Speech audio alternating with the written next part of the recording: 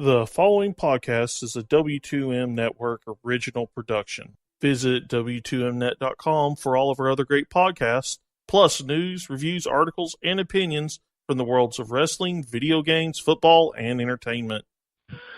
What's up, guys? Welcome once again to Wrestling Unwrapped. I can't believe it. It took almost 2 damn years, but we finally hit number 50. And, I mean, I don't know. I feel like we could have picked an important show, but this one's kind of iffy. I don't know about you. I'm your host, Patrick Kessa, and joining me, as always, for almost all the previous 49 episodes, Mr. Harry Broadhurst. Yeah, I think we both actually missed one episode each. I had a situation where I was off due to birthday plans. You had a situation where you missed a show due to Shimmer. I mean, it's been almost 2 years, so... Oh, you're talking this year.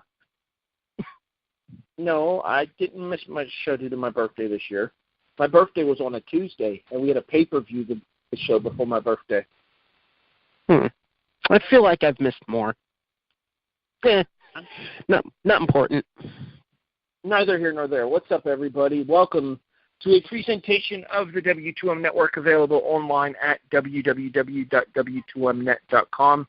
In addition to these episodes of Wrestling Unwrapped, you can find everything in relation to football, wrestling, video games, soccer, entertainment, and so much more by visiting at our online home for the W2M Network at w2mnet.com.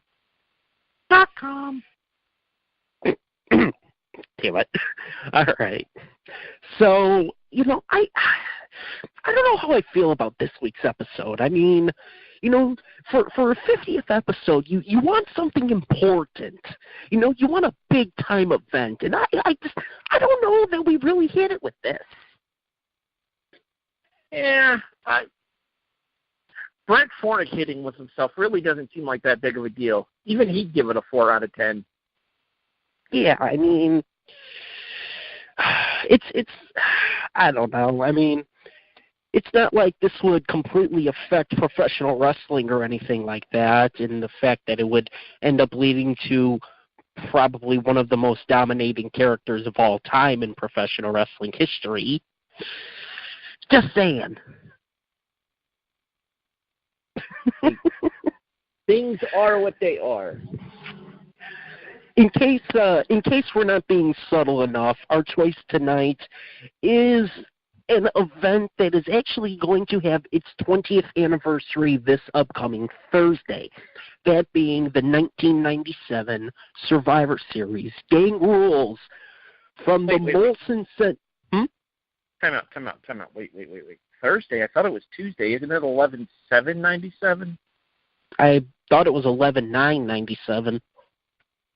Well, I'm off to Wikipedia. You continue your introduction. I'm going to go look. It is. It's 11/9 because I had the Wikipedia page up. Oh, well, then never mind. I guess I don't have to go to Wikipedia. I always thought it was 11/7. My bad. Nope. This is 11/9. Or if you're in the city this takes place, 9/11/97. Nope. Not making any jokes on the call. Not going to do it. Nope. Next. No. I wasn't talking about that. I was just talking about the European version of the date. That's literally all that I was... Anyway. From the Molson Center in Montreal, Quebec, Canada. Canada? Oh, Canada, our home and native land. And thanks to Bret Hart, he makes this show really bland. What? Bret hater. Yeah, and? He's boring. Just for that, from now on, it's all Hulk Hogan all the time here on Wrestling Unwrapped. Hey, I won't be here next week.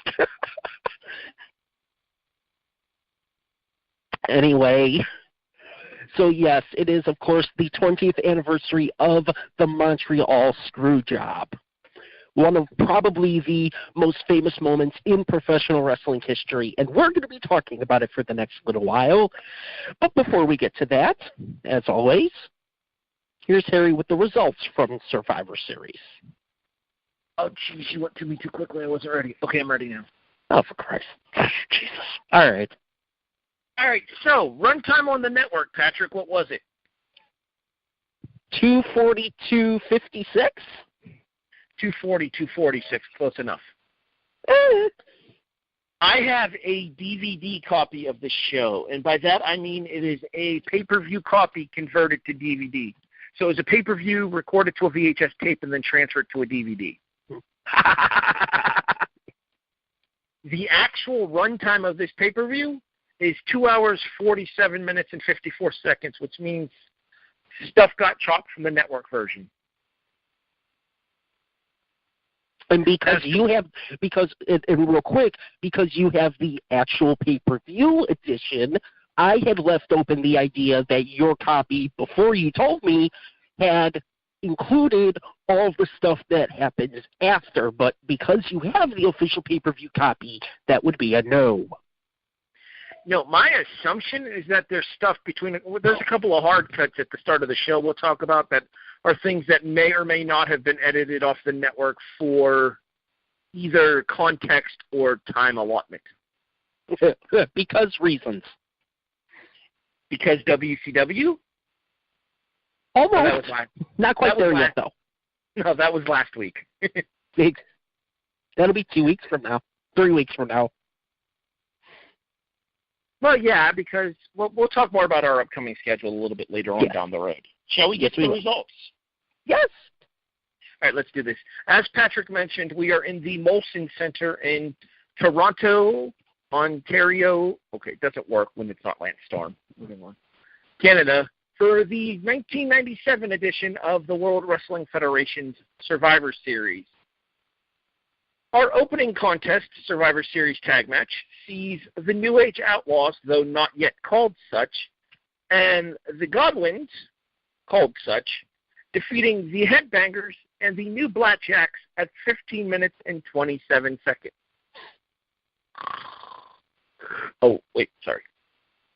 Do you want to do the order of elimination now, or when we talk about the individual matches? Oh, just for the hell of it. Let's do it now. This is going to take forever. No, it's not. You just got to repeat one move 6 times. No, that's in the second match, not in the first one. The first one actually then no, then no. We'll do them before the individual matches, okay? So that way it's easier for people. It's easier for people to follow, especially when it comes to a very specific bitch that we have about one of the matches.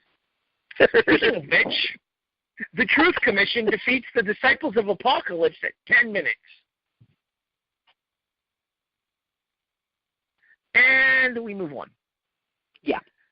Team Canada, kind of, ish, sorta, defeats Team USA at 17 minutes and 47 seconds.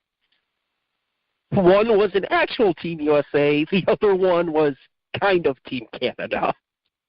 As I said, Canada-ish. Yep. Commonwealth. Team Commonwealth. No, even that's a bit of a stretch, but we'll talk about that when we get to it.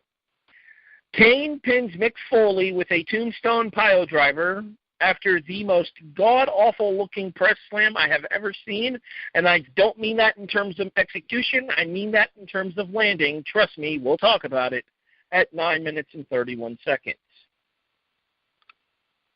The most over man on the pay-per-view, not from Canada, named Ken Shamrock, and Team Shamrock, they didn't actually give them a team name, defeats the Nation of Domination at 20 minutes and 34 seconds. Hey, he's the only single person to he's the only single person to actually get a team named after him. Stone Cold! Stone Cold! Stone Cold! Steve Austin regains the Intercontinental title, pinning Owen Hart with a stunner at 4 minutes and 4 seconds. Remember that time. And your main event, scheduled for one fall. Ish. Yeah, sort of.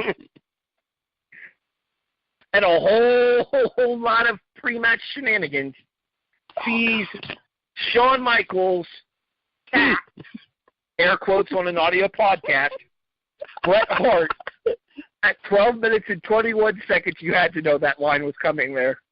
Oh, yeah. With the sharpshooter. We got a lot to discuss here, Patrick. And by a lot to discuss, I mean a lot of nothing in a couple of these matches. We have a lot to discuss in one match. Thank you, Harry, as always, for the results. So, our 50th episode. Why don't we just take one of the most controversial nights in World Wrestling Federation / entertainment history? Because, sure, why not? I'm telling you, folks, if you like sidewalk slams, this show's for you. Oh, God, that's an understatement. This show is Wrestling Unwrapped, the 1997 Survivor Series Gang Rules. And kicking things off, as mentioned, is a Survivor Series style kind of 4-on-4 elimination tag team match. Well, originally they were 5-on-5. Then they went to 4-on-4. Then they went back to 5-on-5. Then they went back to 4-on-5. They really never could figure out what they wanted to do with that. For me, Survivor Series match is 5-on-5. I mean, I'm okay with the 4-on-4, especially given the context of how that way you don't have to shoehorn as many people into one concept. At least it's not 5-team-on-5-team. Yes, we are never, ever, ever getting back to doing Survivor Series 1987. Or 1988. Or last year. We actually did. Oh, no, we didn't do Survivor Series last year, did we? Yeah, we did. Did we? We went back and did it post? Because I thought that was Shimmer Weekend last year. No, I think we did it the weekend after. We'll go back to the archives and check that one out. Anyway, kicking things off is a... Or you can go back and check our archives over at youtube.com and searching for the W2M Network. Or you could also find us on CastBox, in a rather large surprise. Anyway, taking things... It is a 4-on-4 Survivor Series style match. It is the Godwins and the Headbangers. No, it's the Godwins and New Age Outlaws versus the Blackjacks and the Headbangers. Yes, I did just get the Blackjacks and the Godwins mixed up. They are not quite yet the New Age Outlaws, I don't think. They're not, but it's the easiest way to talk about them. Hey, Patrick, nothing says the start of a pay-per-view like a gay slur. Yeah, sure, why not? And apparently anything goes. Real quick, I guess anything goes in Montreal. Real quick, eliminations. See Bradshaw pin Henry at 3 minutes and 53 seconds, a.k.a. Mark Canterbury. Phineas Midian, who I will refer to as Midian going forward, pins Barry Windham at 5:13. Billy Gunn pins Mosh at 8:42. Thrasher pins Midian at 12:39. Road Dogg pins Bradshaw at 13:46-ish. The screwy finishes weren't limited to the main event there. I will talk about it shortly. And Billy Gunn pins Thrasher, kinda, sorta, I guess, supposed to be the finish anyway, at 15:27.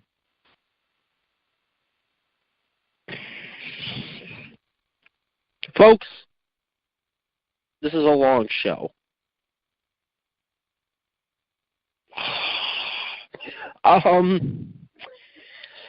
Shall we start with the slur that got left on the network copy of this show? Yes, as long as we're not using it. So Road Dogg makes his way to the ring, and of course it's Road Dogg saying this. It had to be Road Dogg saying this. Because Billy Gunn can't talk. Road Dogg makes his way to the ring and talks about the fact that his opponents are inside of the ring already, and apparently being in the ring already, we have steers and a word that rhymes with steers. That's a slur for gay people. This was left on. And I'm pretty sure, I don't even remember if Jim Ross apologized for it. I know he apologized for other stuff that happened later in the night, particularly Shawn Michaels, but I don't know that he apologized for that one. No, I don't believe he did either. Maybe somehow in 97 it wasn't as prevalent of a word as it is now? I don't know, but either way, let's move on. Yes. I mean, do we have to talk about the match? Because there's really nothing to it.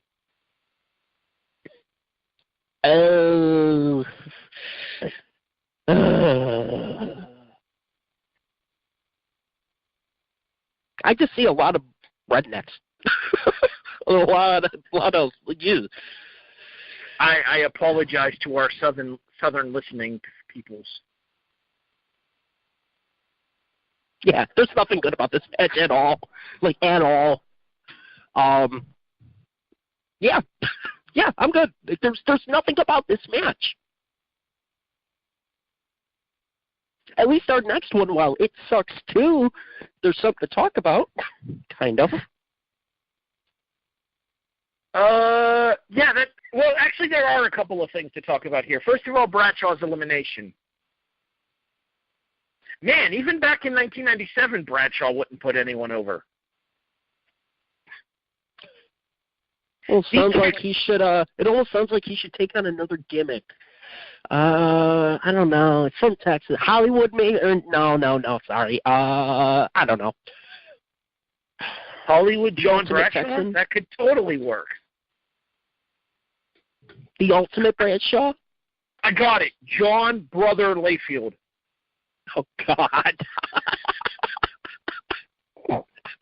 I knew for a fact that was going to pop you. That's why I said it. Anyway, back to what I was about to say about this here. Because he kicks out literally as the referee's hand hits the mat for the 3 count. And I don't think he was supposed to.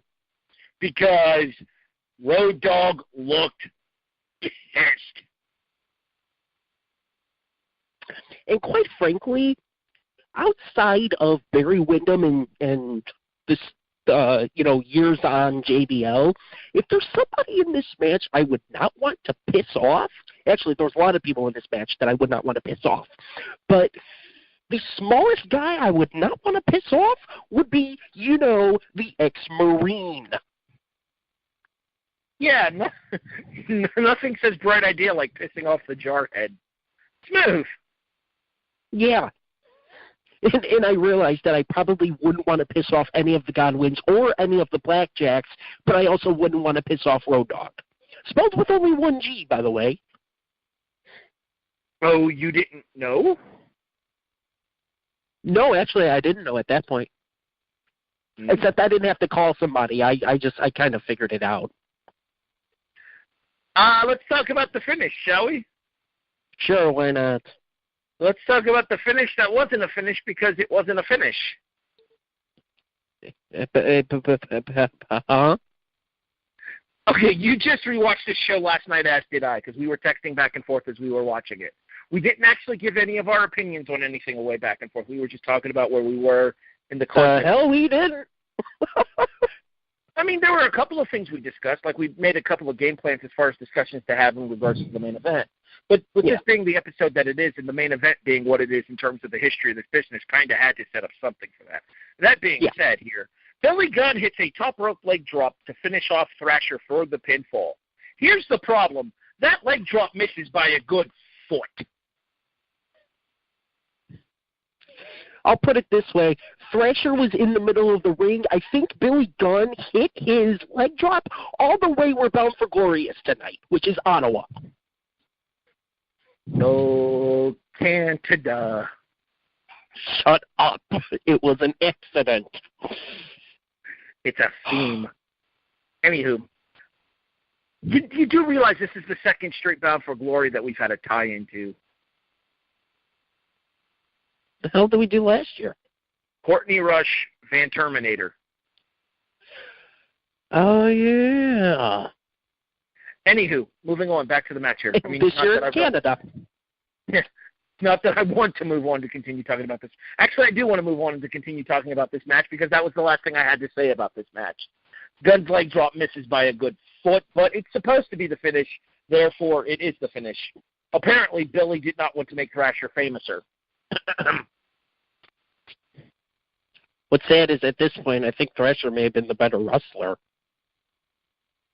You know, I actually always thought the Headbangers were a decent tag team, and they stuck around for a lot longer as a tag team than I kind of figured they would. Not to mention, they just recently had a run in 2016 as well. God help us. Yeah, well, nostalgia's in, apparently. Apparently. I mean, after all... Speaking of nostalgia... After all, 2016 tag team champions, the New Age Outlaws. Wait, 16? No. Earlier than that. 14. 14, yeah. 14, yeah. Still, the fact that the New Age Outlaws had a tag title run after the year 2000 is ridiculous. Moving on. Sure. Speaking of nostalgia, man, I miss Bull Buchanan. B squared? Yes. Truth Commission versus DOA. As I said earlier in our tease for this show, if you like sidewalk slams, this is the show for you. Normally, I was just going to say, normally I'm just going to announce the time of the decisions. This particular match, I'm going to announce the style of the decision as well. Gee, I wonder why. Real quick, before you get to that, it's Sniper, Recon, Jackal, and the Interrogator, Kurgan, for the Truth Commission, versus Skull, 8-Ball, Chains, and Crush for the DOA. I'm using their more commonly known names in this instance here. You guys can kind of figure out who they are for yourselves. Okay, I'll actually explain who they are when I first say their names. The Interrogator, Kurgan, pins Chains, Brian Lee, primetime, Brian Lee, with a sidewalk slam at 1:20. Don Harris pins the Jackal, Cyrus the Virus, Don Callis, with a sidewalk slam at 2 minutes and 52 seconds. It's a Jackal! It's a Jackal! It's a Jackal! It's a Jackal! It's a Jackal! And just like that, Jackal was off this match. No, he wasn't. No, that's another talking point, but we'll get to that in a second. I think it was Dawn that pinned Cyrus. I think it was Ron that pinned Bull Buchanan. They're tall, they're twins, they're Nazis, who cares? As he pinned Recon, a.k.a. B Squared, Bull Buchanan, with a clothesline, because Survivor Series, at 5:21. I can hear you laughing in the background. Yep. Sniper pins Don Harris with a Bulldog at 6 minutes and 31 seconds. Kurgan pins Ron Harris with a sidewalk slam to like Tony Schiavone yelling that in Dying Days WCW Nitro at 8:51. Brian Adams, Crush, pins Sniper with a power slamming side slam. Wasn't it like a tilt-a-whirl side slam? Sure, why the hell not? At 9 minutes and 48 seconds. And Kurgan pins Brian Adams with a sidewalk slam at 10 minutes flat, which was about 10 minutes too long for these 8 men.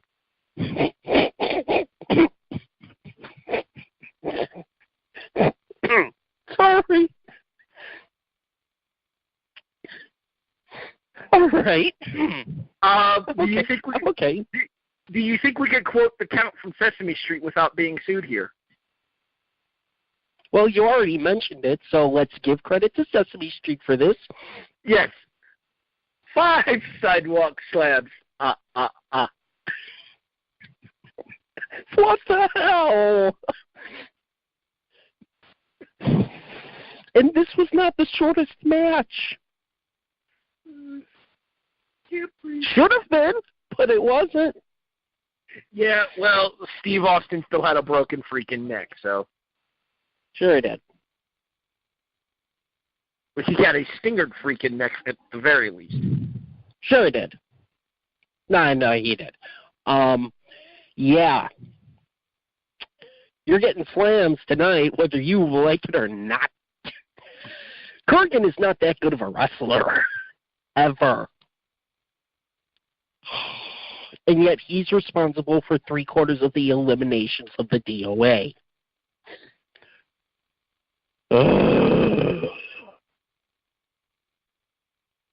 Why was Don Callis on commentary?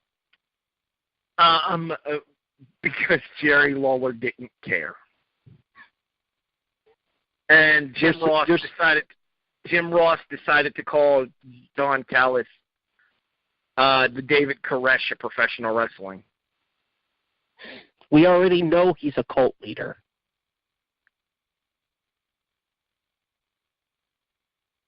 That was the point of the Truth Commission. Granted, I mean, he essentially cut a 6-minute promo, give or take, and didn't do too bad.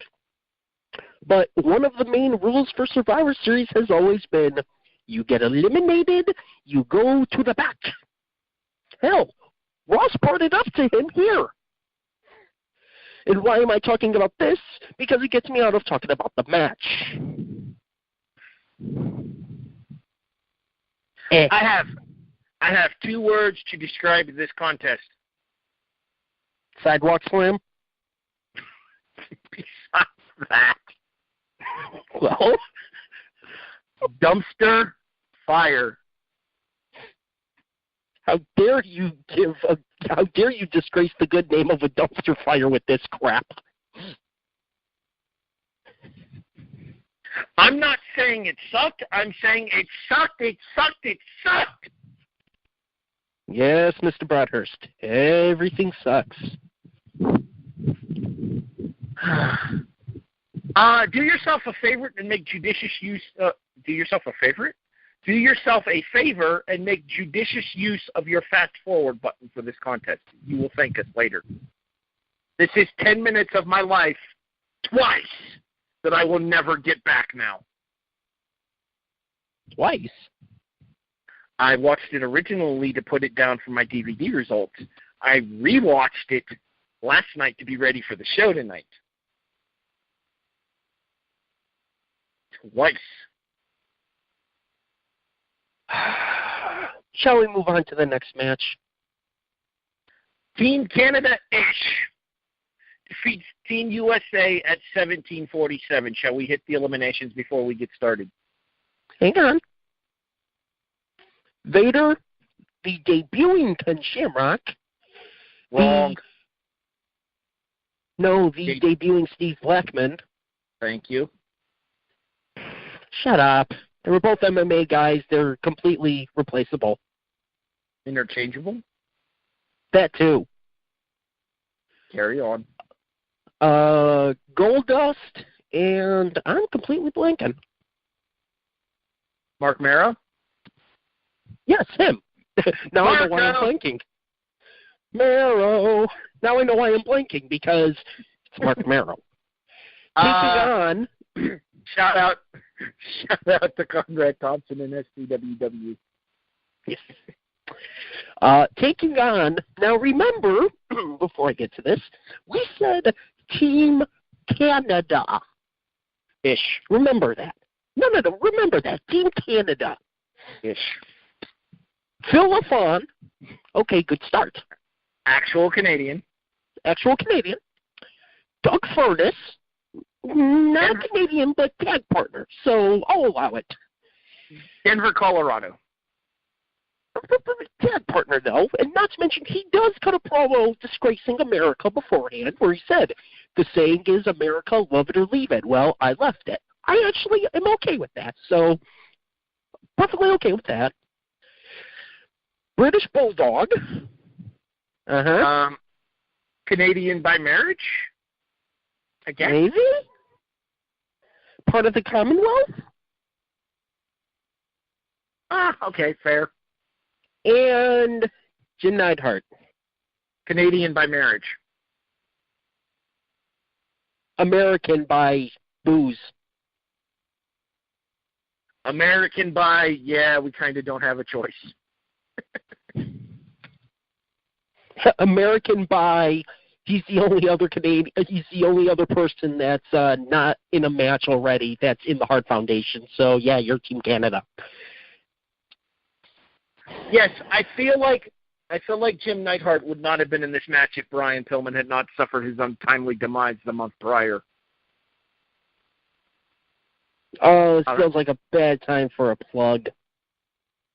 Yeah, we're not. Nope. We'll find another way to talk about that later. Yeah. Inappropriate shill for the Hell in a Cell review of Bad Blood 97 available in the archives. Subtle. Well, we got to get things done around here. We still got half a show to get to. All right, so the eliminations. Blackman by countout at 5:47. Vader pins Neidhart with Death from Above, a running splash at 7:33. Vader pins Philippe Lafont at 9:09 with the Vader Bomb. Doug Furnace reverses a Marco. No. Roll-up attempt at 11:59. Goldust walks out of the match at 16:58. Who's the sad panda? You's the sad panda. Oh, God. Vader pins Doug Furnace with a Vader splash. Not sure what the difference between that and a Vader bomb is. I don't know why I wrote Vader splash in my notes. Whatever. No bouncing before it? Huh? No bouncing before it? Possibly. And Davey Boy Smith, Les Bulldogs des Bretons. Oh, By the way, what the hell was up with the ring announcements being in French? They're in Montreal. I don't give a fluff. It's an American pay-per-view. Oh, it's not. It's meant for an American audience. I don't care what Canada wants us to do. Canada. I just screwed up your screw-up. We're even. Davey Boy Smith pins Vader to win the match. Davey Boy Smith pins Vader to win the match after the old Heenan standby. What the hell? Use the bell. Use the bell. At 17:47. And then Davey proceeds to make the fastest exit for a winner of a Survivor Series match in Survivor Series history. Yeah, that might be an understatement. Really, you have a gripe about them using a French-Canadian ring announcer? I decree shenanigans. Why? American their native language. Okay, did they use the French?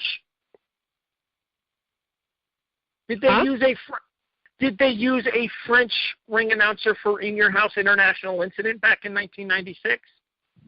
Was it in Montreal? I don't know. I don't remember. It might have been in Ottawa. Keep talking. No, it was in Calgary at the Saddle Dome, because the episode of STWW about that particular show talks about the fact that it's it happened the week of the Calgary Stampede. The Calgary Stampede, yeah. So Calgary, which is a largely English-speaking city, gets an English ring announcer. Montreal, a predominantly French-speaking part of Canada, gets a French-Canadian ring announcer. I also believe this may have been the very last time they ever did something like this. I say bah humbug to that, sir. I say A. What's that all about?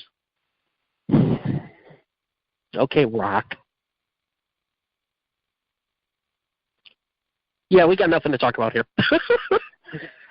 Now, the match itself is okay. I mean, it picks up definitely a lot more than the first two do. But at the same time, how can a match that went 17 minutes feel rushed? I mean, besides Davey Boy booking it to the back in order to deal with the Bret drama. Which, at this point, do we even know that there's Bret drama? Like, at this exact moment in time? No, we don't. So. But as we find out what we would find out afterwards, obviously Davey Boy's booking it to the back in order to deal with what's going on with his brother-in-law. Pretty much. I mean, to me, I think of the first three, I think this is the best one of the first three. I will say that the one thing that I noticed, Vader had his working boots on. Kind of didn't have a choice, but Vader worked most of this match. I would say he took about 75% of the time in the ring for Team USA. That sounds about right. I mean, in fairness, Goldust never actually gets into the ring until at the very tail end. And I mean, we're talking Vader taking 75%, Mero taking 20%, and Blackman taking like 5%. The first couple of minutes before he gets counted out. So, yeah, it's Vader was not yet a fat piece of you-know-what, as he would call himself.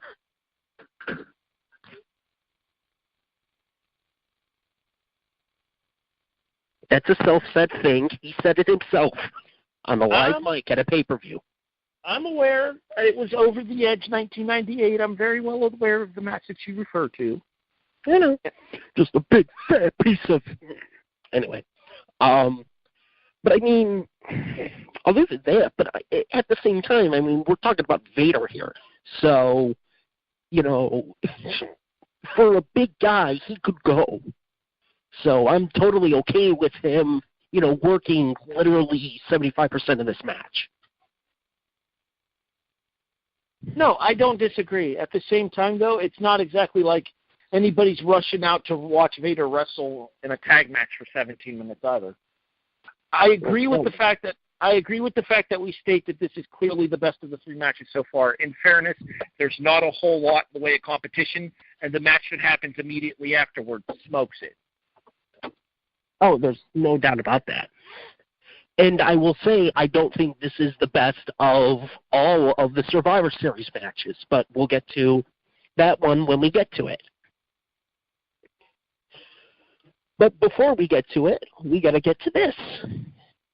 It is, I believe, the in-ring debut of the man we talked about who debuted last month inside of Hell in a Cell at WWE or WWF Bad Blood 1997, which you can find in the archives.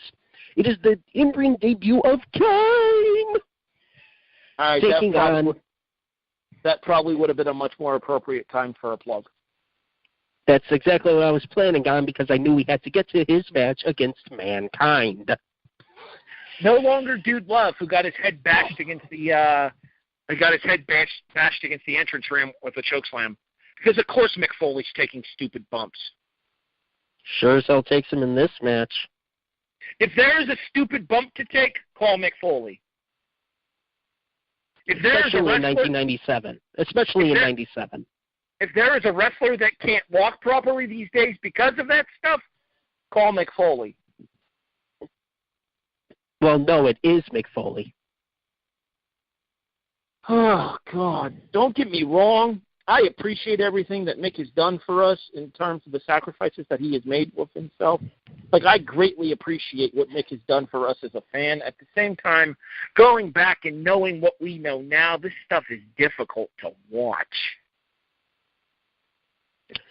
What also doesn't help is specifically with this match, some of the insane bumps he's taking, it's kind of hard to gauge them when you can't see. Because this was the very, very beginning of Kane. Guess what Kane had at the very, very beginning of his run in the WWF? Sin Cara mood lighting. Red lights. That too.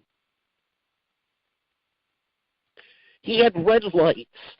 So you almost cannot see a damn thing because all of the other lights are out. I'm almost expecting Kane to start shucky ducky quack quacking. Huh? What? You had one job, Sin Cara, to fix the light. Never mind.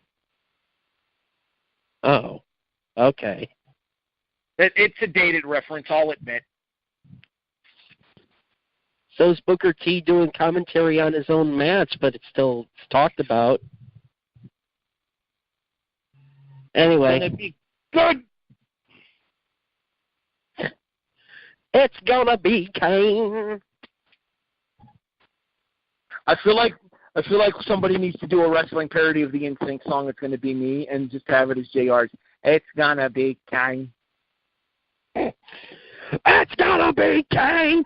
I'm telling you. Actually, it's Vince McMahon, not JR, who does that. Yeah, I realized that as soon as I said it. But anyway, I feel like there's money to be made there. I'm just saying. All right. Oh, sure. All right, let's talk about some of the stupid bumps Mick Foley takes in this match. Shall we talk about the announce table first?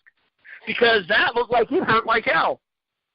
And not just Mick Foley, although I would see later in the night that the person he possibly took out was indeed okay. Thank God. Hey, by the way, we should mention that our Spanish announce team is Carlos Cabrera, and Hugo Savinovich. Shut up. And Hugo, son of a bitch. No, he's not there. Oh, there's no Hugo, son of a bitch? No, and I'm about to call you a son of a bitch if you don't stop it.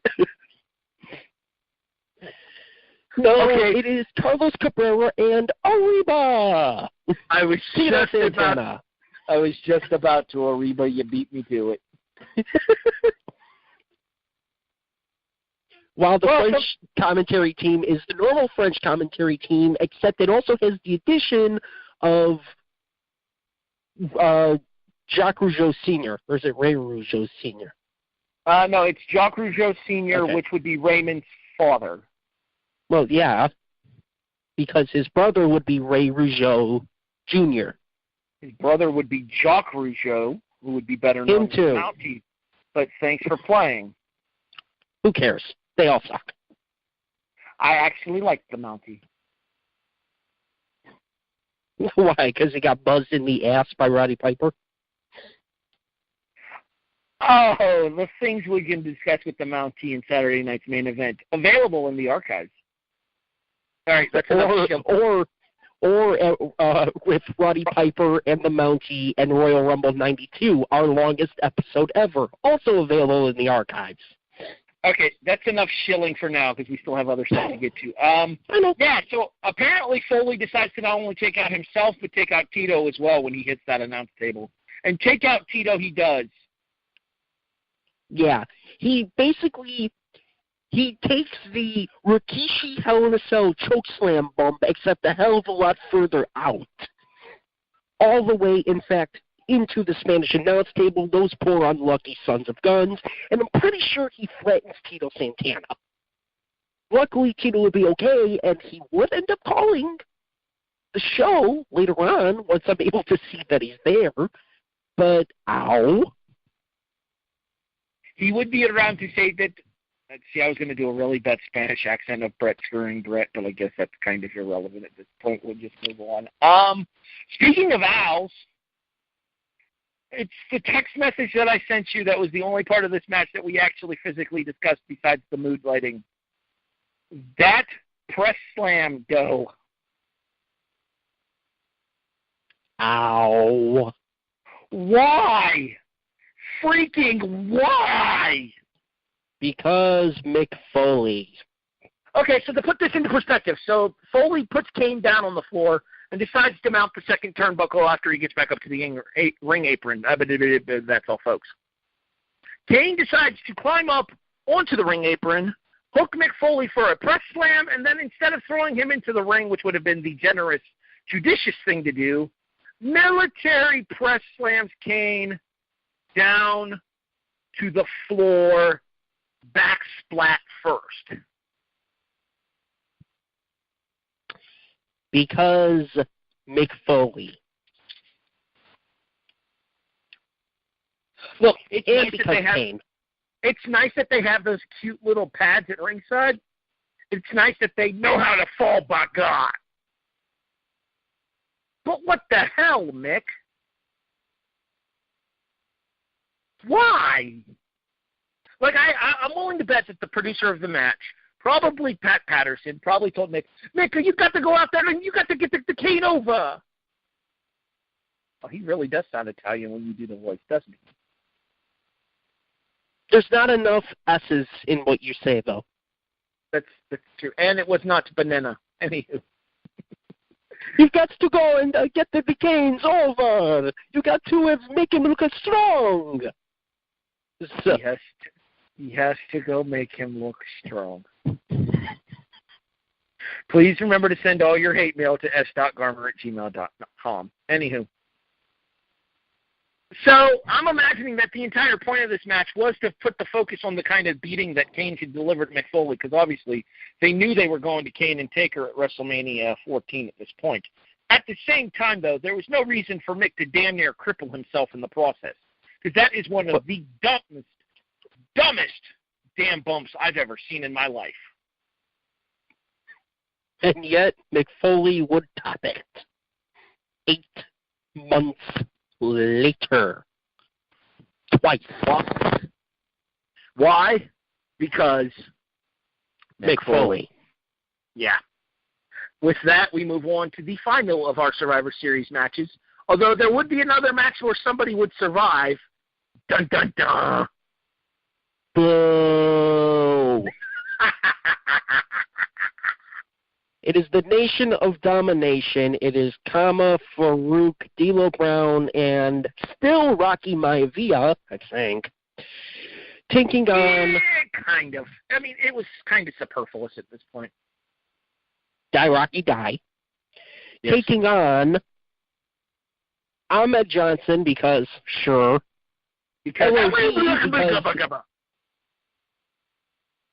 LOD, because apparently WrestleMania 13 was such an awesome match. And holy cow, why is this guy so over? He's an American from Sacramento, California, Ken Shamrock. Got it right. My guess is that theme music, though. Maybe also because he made Shawn tap out recently? After making Bret tap out? He had also tapped out Bret Hart, too, so I don't know if they necessarily approve of that. Your eliminations for this contest: Rock pins Hawk, try saying that 10 times fast. Rock bottom at 217. Thank God. Pins Farouk with a Pearl River plunge at 440. Boom. Rock pins Ahmed with help from Farouk. Thank God. Wasn't he just eliminated? Never mind. At 6 minutes and 19 seconds. Booyaka booyaka? Anywho. That was terrible. I own it. It's okay. Animal pins Kama Mustafa Godfather Shango with a roll-up at 10:53. Good Father. You forgot Good Father. Well, we all know it ain't easy. Anywho. Animal by count-out at 15:01 because after Hawk jobbed, Animal damn sure wasn't. Ken Shamrock taps D'Lo Brown at 17:10. And then Ken Shamrock taps The Rock at 20:34. Both of those were ankle locks, obviously.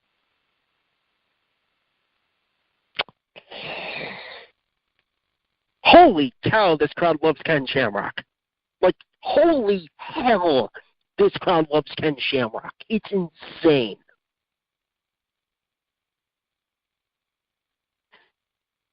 Oh, and by the way, Ahmed Johnson and Hawk suck. What was the text that you sent me in regards to the first? I don't know. Well, he was eliminated at about the 2-minute mark. So about the first 2 minutes of this match. Once Rock gets in there, and Hawk goes after Rock with a small flurry of offense, a couple kicks, a couple punches, and I believe a clothesline off of the ropes. Hawk whiffs, and whiffs some more Billy Gunn bad.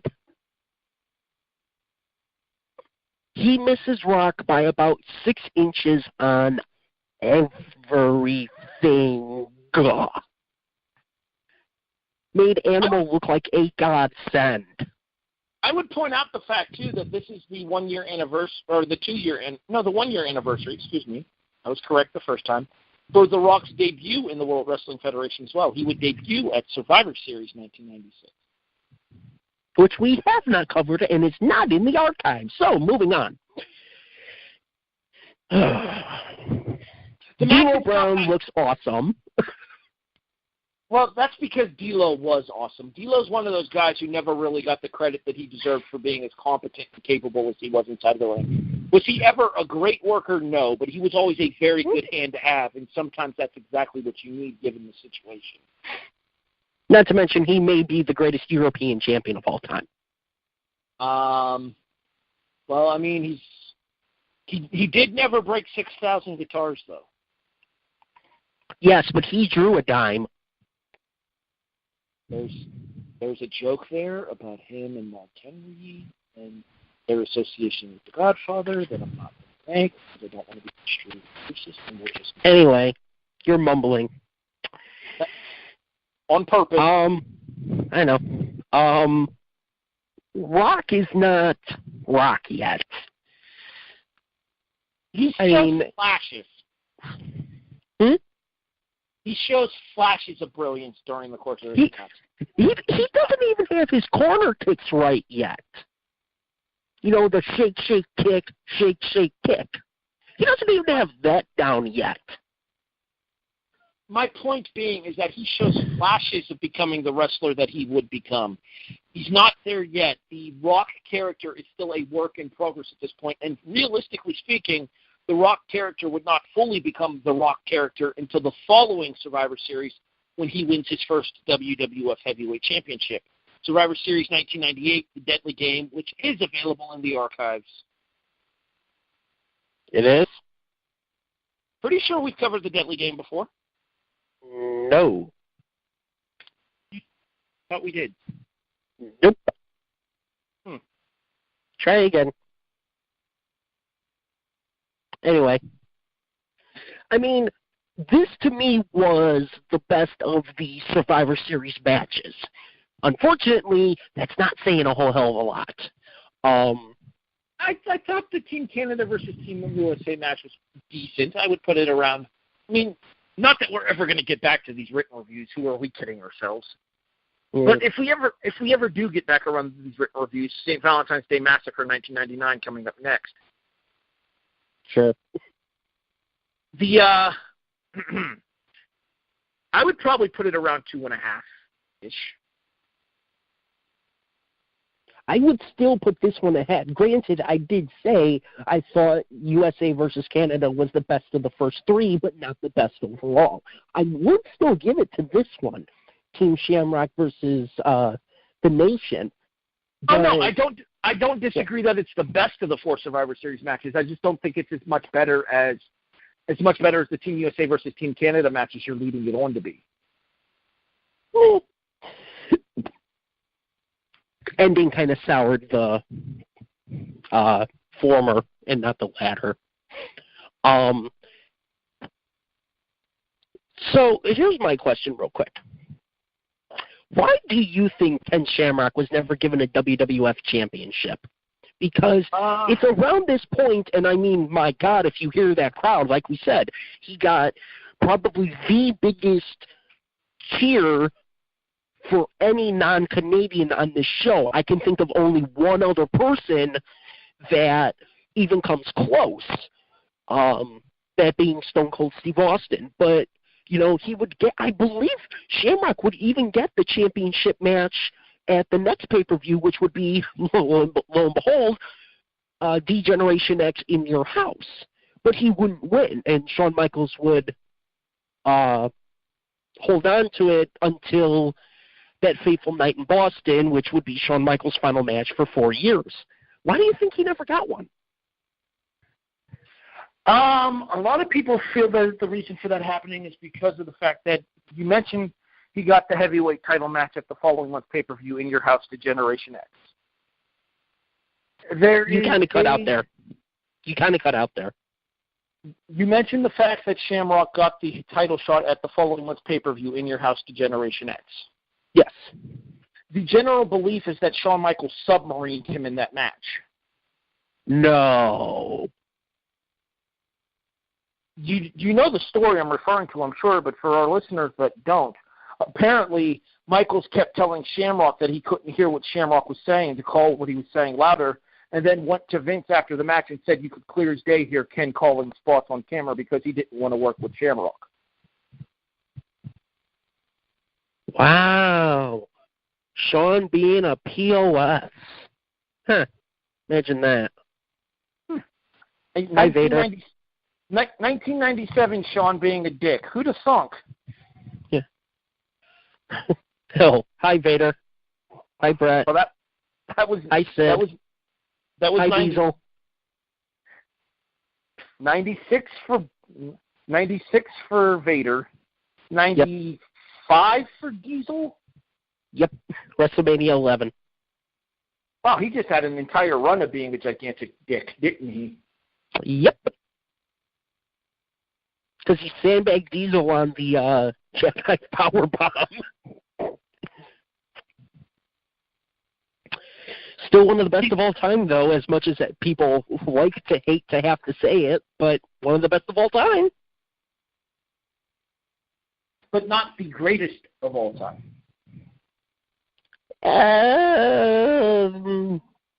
Shawn didn't sell himself out to go to a different company to lose.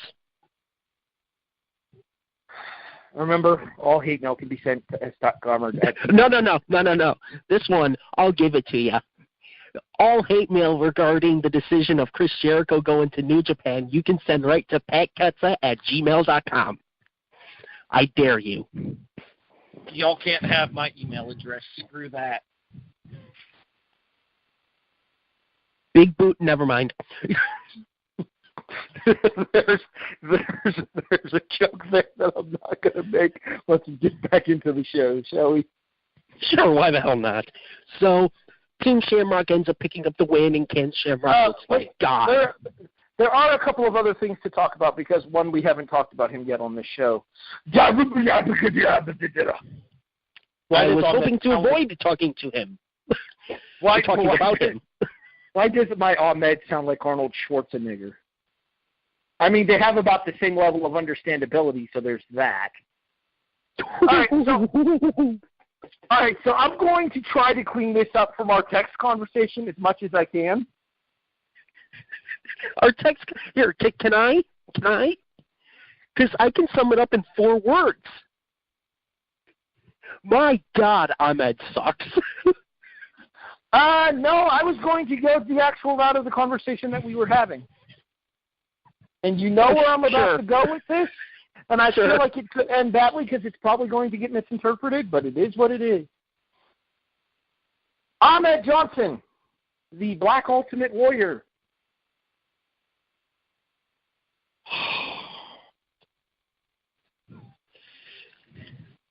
Any complaints can be sent to patketza@gmail.com.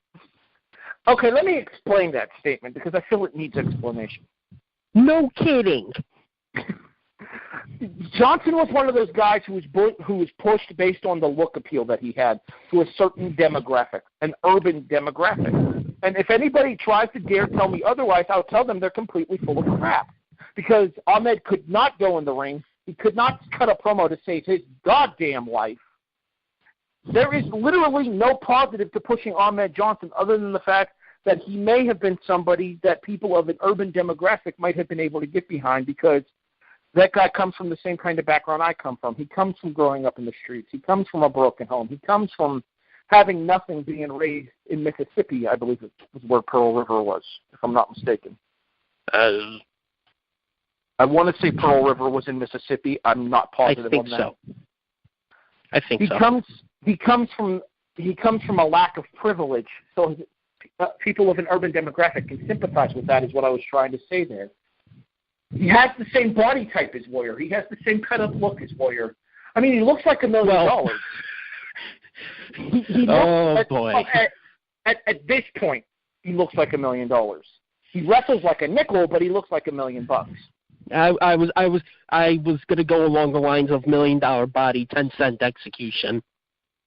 What's the old Bobby Heenan line? $1 million body. $1 million body, 10-cent brain. Yeah, that's what I was going on. Yeah, I mean, it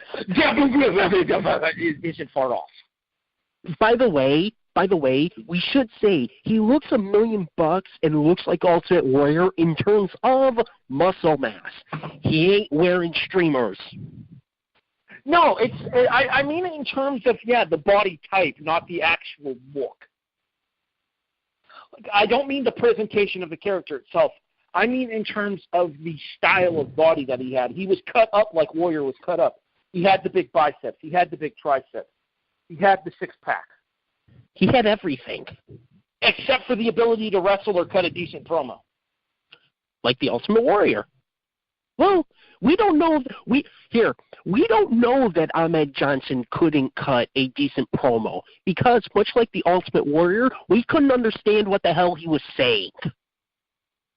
So, it's not intended to be a knock on the guy when I say that he's the Black Ultimate Warrior. It's not intended to be a knock. It's intended to be the fact is that he was meant to appeal to a certain demographic, and possibly to that demographic he did appeal. There are people that like to watch wrestlers that just smash everything in front of them. That was Warrior's appeal. That was Goldberg's appeal. That was probably Ahmed Johnson's appeal. It's kind of Braun's appeal. Yes, I would even say, although Braun is actually turning into a pretty decent worker as well. Yes, and but part of the allure of Braun is watching him smash. That's why the SummerSlam main event is held in high regard, because it was 10 minutes of four guys beating the hell out of each other. Not to mention, it's also the fact that Strowman's actually turning into a pretty strong promo as well. It's easy when all you have to do is say 6 words. Well, all you have to do is... Okay, 7. That helps too. Yeah. By the way, Patrick, we're not finished with this show yet. I know. Shall we move on from Gabriel and friends? Yes, let's move on to what is effectively a double main event. Kind of. Our next I couldn't even hear Austin's music. You could see half of his entrance, though. Like, I don't know if it was a case of, like, they turned it down on the network and I couldn't hear it, or if they had, like, issues with this particular version of Austin's theme song or what, but I could not hear Austin's music on this show. So basically everything about Austin's entrance goes wrong. Because our next contest is the Intercontinental Champion Owen Hart defending against Stone Cold Steve Austin in a SummerSlam rematch. So, of course, the biggest deal going in here is, well, I believe for the first time, I did not realize something real quick. I did not realize that when they talked about it with China at WrestleMania 17, that was not the first time that they had talked about a hold harmless agreement, which, by the way, would never hold up. Because Jim Ross mentions Austin had to sign one because doctors have not cleared him. It's just like learning a new word, like, abeyance, cadence, things like that. However, he has signed one in order to get a shot at the Intercontinental Championship that he did not lose. As a matter of fact, he won it. And then he smashes Owen. 4 minutes. I get that he's probably still feeling the effects, but 4 minutes. He was dropped square on the top of his head at SummerSlam 2 months prior. Then don't book the match. Oh, no, I'm not disagreeing because he would forfeit. He would have a similarly short match with The Rock at In Your House D-Generation X the following month. It would be like 5 minutes long, and then he would forfeit the Intercontinental title the very next night on Raw. And then he would come back and win the 1998 Rumble, and all bets would be off. No, he wouldn't win the 98 Rumble. Yeah, he did. Austin. Oh, yeah. 14 was Michaels Austin. Okay, yes, I am correct. I questioned myself there, and then I realized I was correct. Yeah, he won 97, 98, and 2001. Yeah, 2001. Well, coming in second in 99, and he wasn't at 2000. Well, anyway, the point being, as far as Austin and the, I think the situation with the title, the Intercontinental title, was that he dropped the belt. He dropped the belt back to, he dropped the belt to The Rock on the build-up to In Your House D-Generation X. He then pinned The Rock to win the title at the pay-per-view itself. But then the very next night on Raw, he forfeited it. And I want to say that's when he threw the belt into the river. Yes. At least that's time. No. That timetable the timetable sounds correct that he would forfeit the title and throw it into the river the night after D-Generation X. I don't know that it was the night after, though.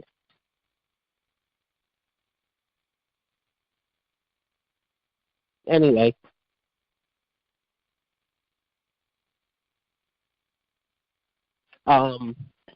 So the problem is, as Sherry mentioned, like with Austin's music, you can barely hear it.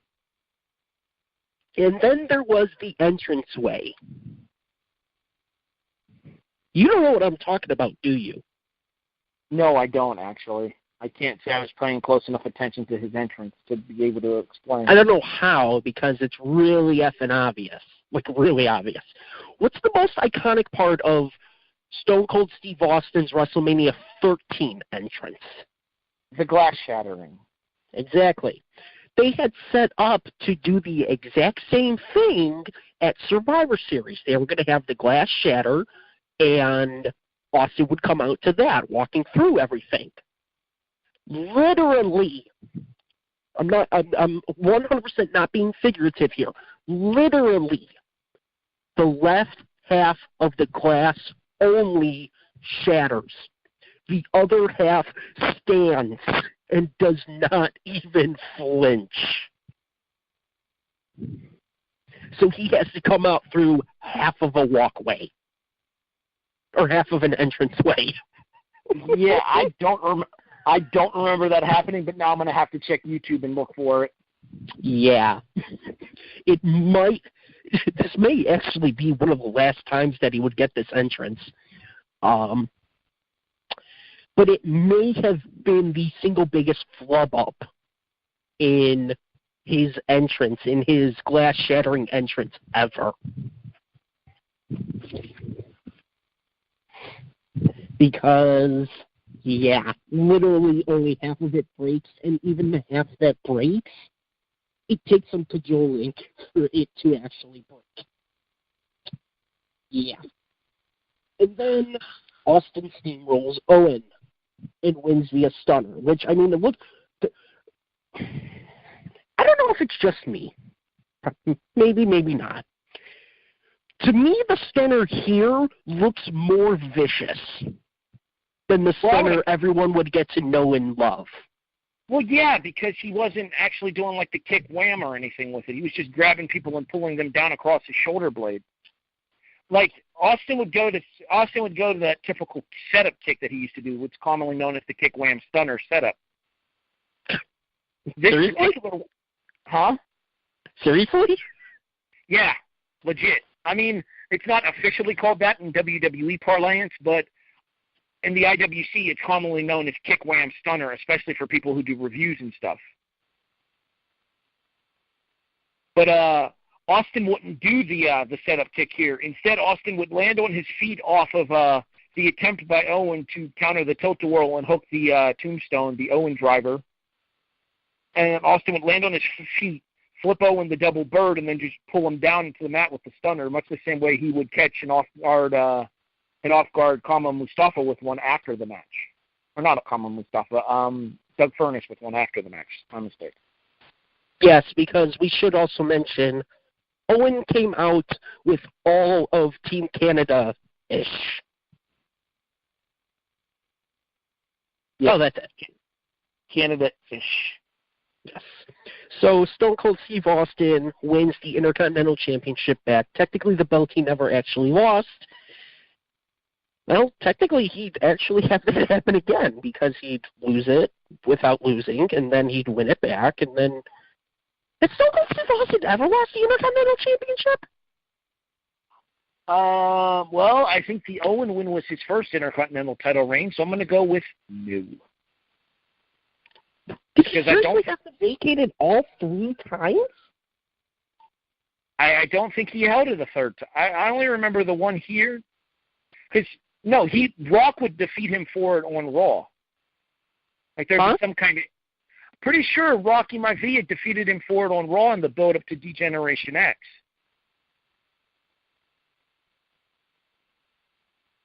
I'm looking. I'm trying to look. Well, while he goes ahead and checks out the wiki history for the Intercontinental title, I'm going to go ahead and move us on here. All right, so we have one match left to talk about, ladies and gentlemen, and that would be, all right, let's be honest here, gentlemen. Oh, yeah, it's kind of important, isn't it? Yes. So as soon as he finds his wiki history review, his wiki history thing for the IC title, we'll go ahead and get into that there. But strap yourselves in, because this is probably going to be one of the longer discussions we've ever had about a single match in the history of this show.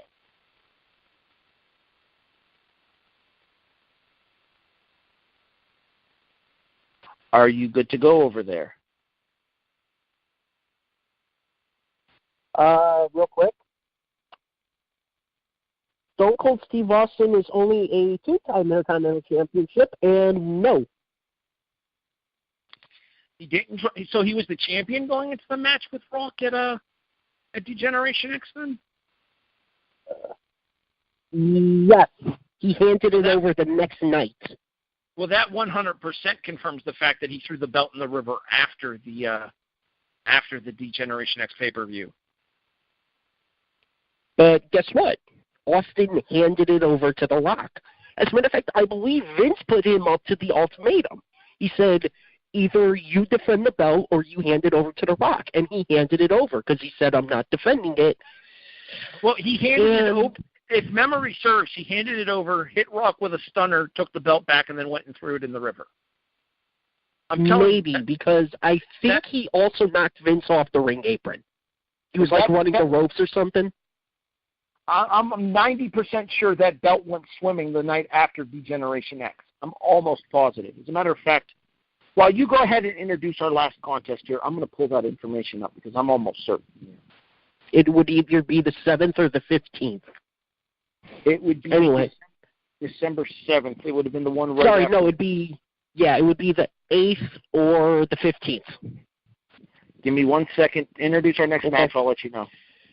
So it is indeed our main event, and it is a match, quite frankly, legitimately 18 months in the making. And it's around... the complete and entire focus of both its own pre-match hype package as well as the pay-per-view hype package. They're one and the same. In rare cases like this, I'm okay with that. It is to prove who is the man in the WWF. It is the 5-time WWF champion and current champion, Bret the Hitman Hart, going up against the Heartbreak Kid, Shawn Michaels. And everything is played up into this. Their fight that they had backstage, the tension between the two of them, Bret Hart potentially leaving. That is all coming to a head here. You're correct, by the way. 15th? Yeah, 15th for the belt in the water. The 8th is Austin hitting the ropes and knocking Vince off the ring apron. I'm guessing he hit Rock with the stunner, took the belt, and then Rock threatened him the next week and said, hey, it's right here. And threw it in the river. Per PDRWrestling.net and Matthew Petticord's review of the December 8th episode of Monday Night Raw. Austin forfeits the title and hands it over to The Rock. He wants a handshake, too. Trust me, champ. They shake hands, and Austin lifts Rock's arm in victory. Just as Rocky thinks all is well, Austin drops him with a stone-cold stunner. DTA, Rock. Don't trust anybody. Austin picks up the IC belt and tells Vince that he has plans for the belt next week. There's my answer. Just tune in. Same Stone Cold time, same Stone Cold channel. Those are the ones. That's not Batman. He's Stone Cold. Okay, Warrior did it less than a year later. Oh, the WCW Warrior. Thanks for the reminder. You can listen to us talk WCW Warrior with Halloween Havoc 1998 available in the archives. Only about a year old. Anyway. All right, let's go ahead. Let's go ahead and quit stalling and get to the reason why we're all here tonight, Patrick. Yes. So, yeah, the entire focus is basically this being a rematch from the famous Iron Man match, overrated, from WrestleMania 12 back in 1996. And this all is supposed to come to a head here. Now, let's get this stuff out of the way. Yes, this is Bret Hart's final match in the WWF until 2010. Well, technically, match. Technically, it's technically his final match in the WWF. Period. Oh, stop it! He would not come back until it was World Wrestling Entertainment in 2010.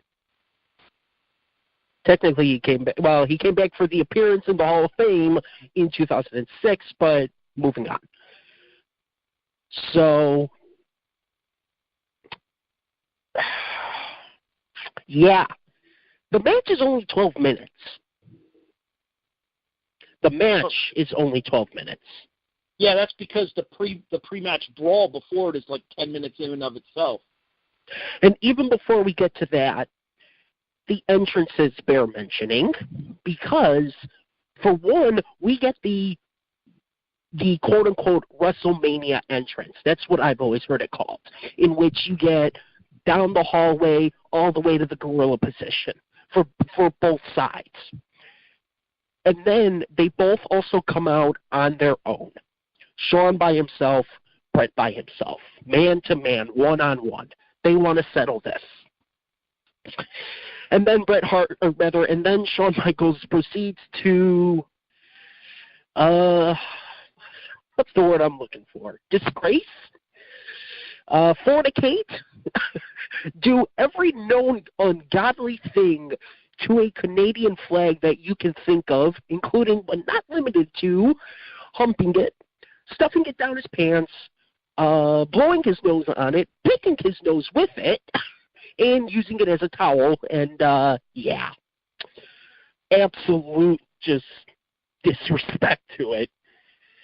If he was in Brazil, he would have gotten arrested. Ask Chris Jericho about that. That was the joke. I'm just informing people where that reference is from if they don't get it. So I'm helping, damn it. Bret Hart comes out as his usual self, looking like God. Here's the thing about it. I almost feel like Ken Shamrock got a louder reaction than even Bret. You can make the argument that Bret's audio was muffled, perhaps. Maybe, but wouldn't surprise me. Seemed like the kind of Hogan 92-esque, big but not huge, like you would think. Not like the Raws in Nova Scotia and Ottawa, or the pay-per-view at the Stampede or anything like that. Now that I think about it, I think International Incident is a different one for In Your House. Anyway. Canadian Stampede. Calgary. Yeah, that's on me. International Incident, I want to say, might have been in Ottawa. Maybe. That would have been I want to say that's a 6-man tag between Camp Cornette and Team maybe Team Michaels. Or is that where Vader pins Michaels to set up SummerSlam '96, perhaps? Yes, International Incident was in Vancouver, and it was Camp Cornette versus the People's Posse for the main event. So basically what you're telling me is Vader pinned Shawn with the Vancouver maneuver. Got it.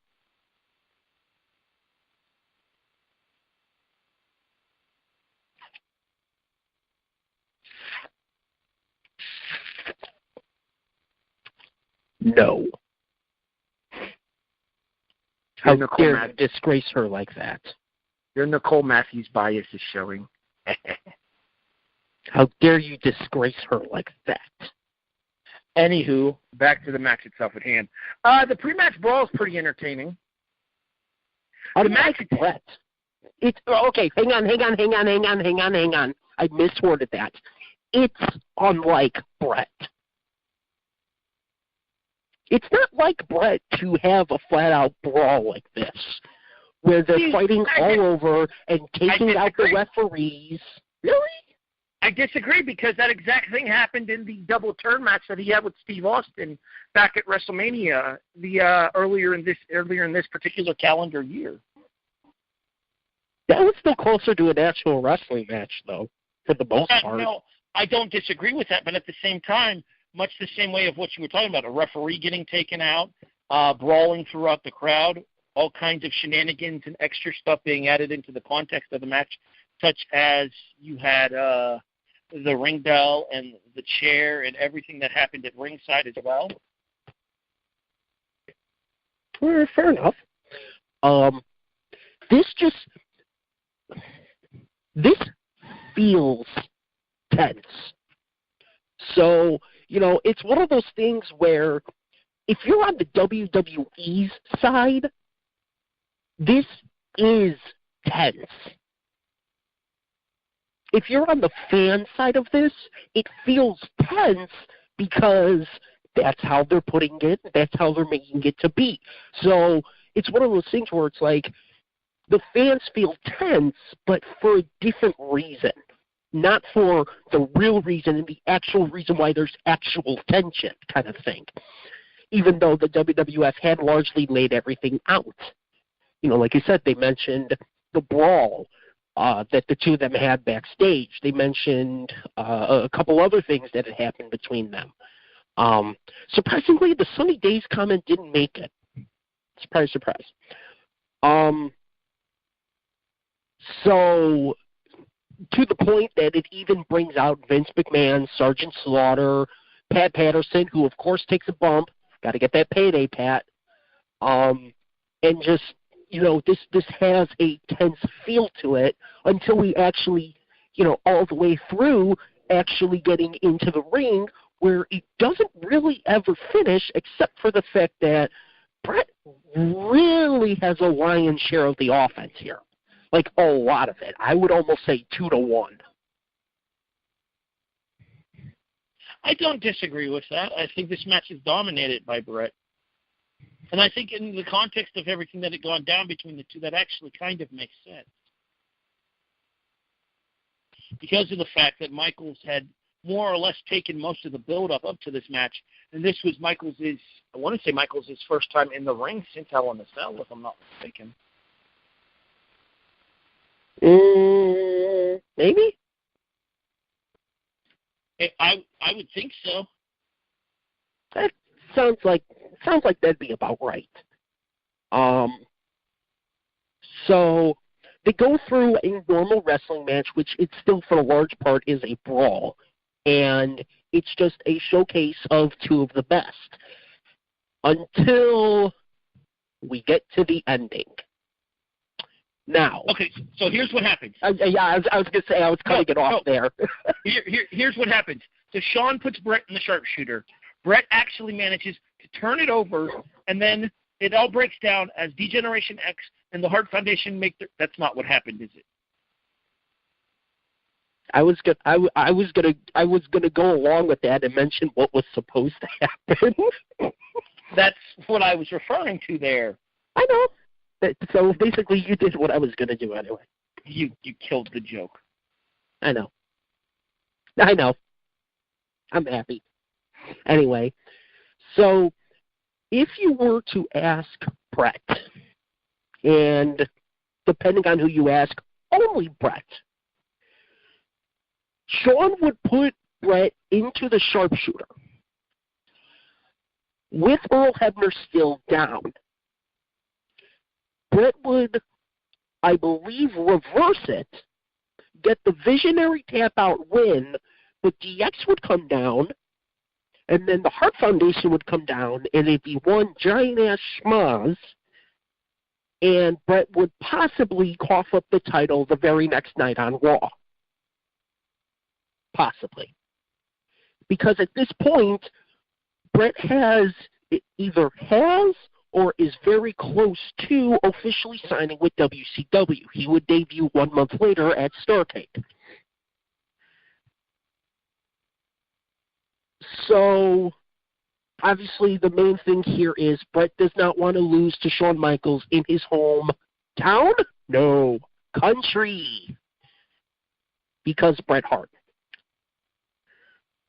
So what actually ends up happening is they take out the referee, Earl Hebner, of course. Shawn puts the sharpshooter on, and while Bret is just squirming in pain, Earl Hebner gets back up, to Bret's surprise, and calls for the bell, signaling a submission victory that doesn't happen. Shawn takes the belt. Huh? I don't remember Bret tapping him. That's why I said a submission victory that doesn't happen. I was trying to be... Continue. Okay. Shawn looks like Shawn, a.k.a. Pissy, takes the belt and angrily walks out, while Bret literally spits in Vince's face and proceeds to stick around for a bit and smash everything. Like, just everything. Anything the tables, anything that Bret could break, he does. This is for saying you can't pay me. This is for putting that bastard Shawn over. Ah! This is for making me lose in my damn home country. Not home province, not hometown, home country. And of course, it would become known that Bret would end up knocking out Vince later on in the show, and I believe Vince's ankle would be broken or stepped on. I think it was stepped on. Or maybe it was broken because it was stepped on. And Bret Hart is then never seen in the WWF or on its TV again for almost 10 years. And he goes to WCW, and they blow it. They absolutely blow it with him. Yeah, it's funny that you say that. I think I sent you a text while I was watching the start of the show, and I want to say that I saw a sign in the crowd that said, "Good luck in WCW, Bret." And I believe my response to right after I saw that sign was, "Yeah, well, about that." There were a lot of WCW signs. Like Bret WCW signs there, I noticed. I noticed a few. Please don't go. Good luck in WCW. Have fun in WCW. See you in WCW. So, Meltzer had a lot of readers at this point. FDM. 5 stars. Anyway. 6 in Tokyo. Nah, So, yeah. One of the most controversial moments in WWF and WWE history, and we find out later it was all Bret's fault. Bret screwed Bret. Yeah, let's not just talk about the match itself. Let's talk about the important fallout of this match. Obviously, the match itself is actually pretty good, in my opinion, up until you get to the wonky finish. So any kind of realistic rating that would have been assigned to this match, you kind of have to judge it based on a curve of how everything ended as well. And by the way, Shawn does a fantastic job of playing along like he has no idea what the hell's going on. Because Shawn for about 30 seconds. Shawn would later reveal that he did know what was going on. But at the time, he kept trying to put it over to everyone and anyone that would listen that he didn't. I'm sorry, I have the hiccups. I'm doing my best to talk in between them. So, and not only that, if you were to ask him, it was all Triple H's idea. Well, seriously, he takes credit. His huge honker has done some bad things in his day. Ask Booker T. He sticks his nose in things that aren't his business. Sometimes unintentionally because it's so big, but... Well, to paraphrase Jason Sensation, I know I'm late, but my nose got here 15 minutes ago. Anywho. That was on Owen. Doesn't matter. It still fits. If the sneeze guard fits, use the damn thing. Anywho, back to the match, as I was saying here. So this would be the end of Bret in the WWF. Shawn would not last much longer in the WWF. Shawn would be gone 6 months later as of WrestleMania, if 6, maybe 4. 5. I was going to say like 4.5, 5. Yeah. But the biggest character to come out of this entire situation wouldn't be Bret, wouldn't be Shawn, wouldn't be Earl, unless you ask TNA, LOL TNA. It would be Mr. McMahon. Not Vince McMahon, Mr. McMahon. Yeah, this is different from Vince McMahon stumbling corporate announcer with what a maneuver, and 1, 2, he got on, no, he's kicked out. No, this would be the Mr. McMahon of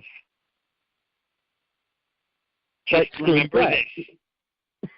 And just remember this. Life's a bitch, and then you die. And I'll give you credit. The point being here is that the biggest thing to come out of this would be the thing that turned the company around. It would be the Mr. McMahon character that Stone Cold Steve Austin, the rebellious trailblazer, could play off of and bring this company to heights that it would have never seen before, and it can be argued that he never saw again. Yeah, this was still a WWF deep in the Monday Night War. This could be argued to be a turning point. Granted, it would still be a few months. I believe it was not not the Raw the night after WrestleMania. I believe it would be the following Raw. So 2 Raws after WrestleMania 14 would be the first time that WWF Raw would beat WCW Nitro in the ratings after 82 weeks. I actually want to say it was the episode of Raw that Mike Tyson appeared on in January.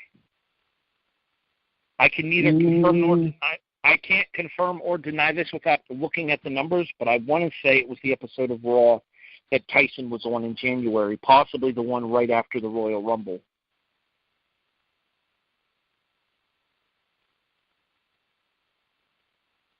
Yes, I'm looking. All right, well, while he's doing that, let's talk about a couple of other things here. Of the people involved with this particular match here, who do you think knew and who do you think didn't? We talked a little bit about this here. I'm going to mention it on here. I think Jim Ross knew. No, by the way.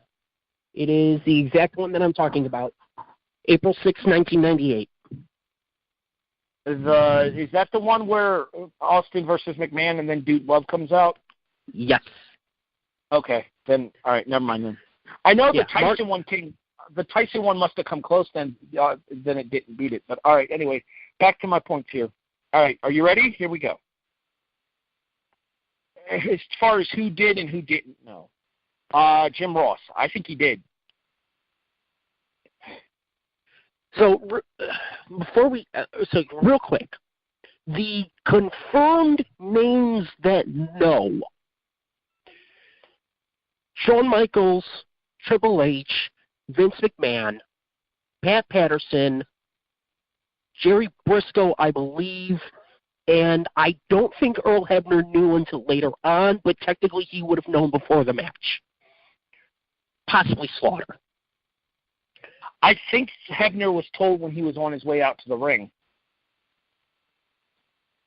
Yeah. What makes you think Jim Ross knew? Just because of the way that Ross was talking about the match and the entire build-up throughout the evening of the pay-per-view. You'll notice that Ross is the one doing the talking at the announce table. Jerry Lawler doesn't say a word. I don't think Lawler had a clue. I genuinely think Ross knew. There's one line that makes me think, exactly one line, and it was early. As a matter of fact, I think it was the exact time Bret was giving out the sunglasses. Which, by the way, there's someone I'd love to talk to. The kid who got the sunglasses on Bret's last night. But Jim Ross, on the mic, says, this match has been 18 months in the making. And the smart money is that you will never, ever see it again. Granted, JR would have known Bret was leaving, considering, I believe at this point Jim Ross is still the head of talent relations, so he'd be the one dealing with Bret's contract. That would seem to be accurate. That would seem to be, well, lack thereof, but that would seem to be accurate to me. Well, contract negotiations. I don't know, because JR, being the professional that he is, would basically not cause dead air. And if he's noticing that his partner's not saying a word, you don't want dead air. That's something that, even I, having only gone to broadcasting school, even knows that. No dead air. So some of the comments kind of make you think, but I'm going to stick with what I said last night, because this was one of the things we talked about. I think they told Jim something's up, or something's going to happen, go along with it. I don't know if he actually knew what was going to happen, but he would know something's happening. You know what I mean? I stand by my statement. I think Ross knew. I mean, I can't confirm this. I can't deny this. I don't know for sure. Obviously, anything and everything that we say at this point is going to be purely speculation. But in my opinion, just based on some of the comments that Ross made throughout the night, and that specific comment about the money odds being that you will never see this again here, it just tells me he knew that, A, Bret was not going to be at Raw the next night, and B, something was going to go down here at the Survivor Series between Bret and Shawn. I mean, saying the smart money is you'll never see it again, that technically doesn't even mean he won't be at Raw. It just means you'll never see Shawn Michaels versus Bret Hart. I mean, I guess technically that would be an accurate assessment, but at the same time, I don't see that. Now, second question before we get to the big finish. Work or no?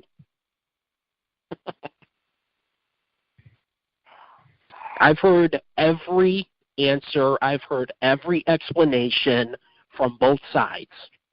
Do you think this was a work, or do you think this was real? I'm going to say no. And the reason I'm going to say no is because if it were a work, I would imagine that they would have put their differences aside back in 1999 with everything with Owen. Or if it was a work when it happened, it turned into a shoot when Owen died.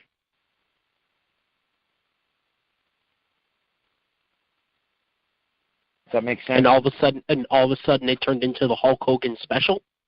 Work yourself into a shoot, brother. Bash at the Beach 2000. Have we covered that in our archives?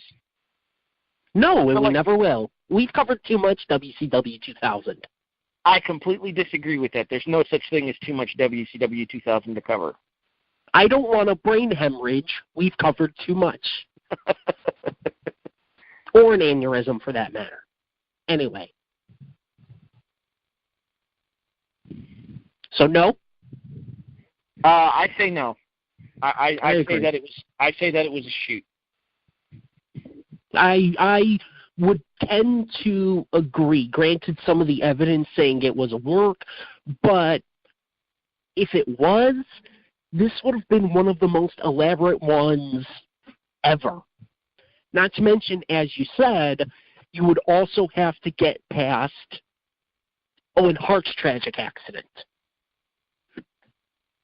Yeah, my question would be is if this was a work, with as much information that is so readily available about the world of professional wrestling these days, especially with the world of professional wrestling and relates to how it was when we were growing up watching it.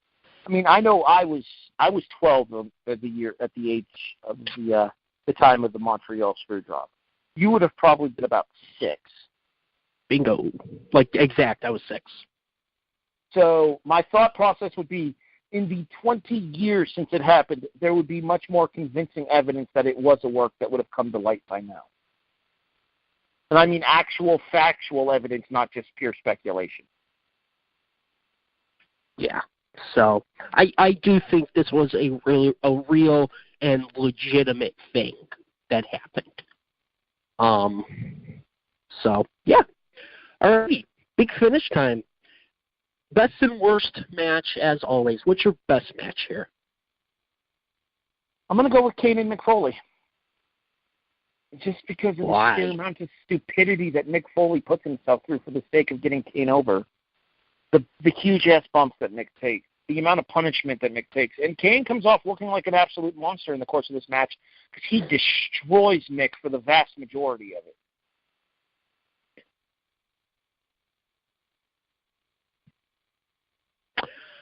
How about you, Patrick?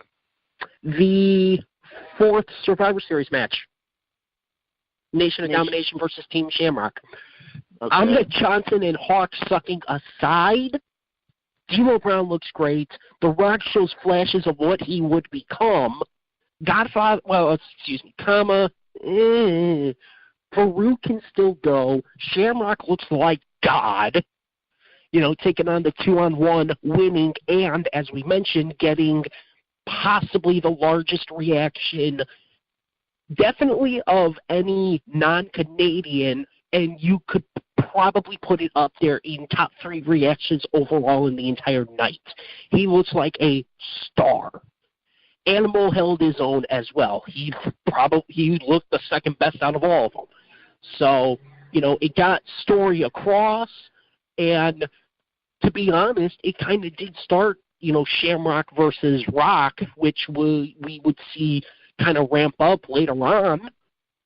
And I believe it would be the Royal Rumble that would be 1-on-1, and then WrestleMania 14, and then King of the Ring, and it would dominate 1998. So, yeah, I'm very happy with that. Alrighty. What's your worst match? The second Survivor Series match, the Truth Commission versus the Disciples of Apocalypse. I agree. Just 2 words. Sidewalk Slam. Sidewalk Slam. Totally agree. My God, it was horrendous. Like, it was terrible. Yeah. You know who the best worker of the 8 men in the ring is? The ref. That's a great line. Don Callis was the best worker of the 8 men in that match, and he was in the match for like 3 minutes. Next. And then he was on the mic. Yes, he was the best worker in that match on the microphone. There you go. That's the perfect answer. Or you could say he was the best worker in that match, and he was on a microphone.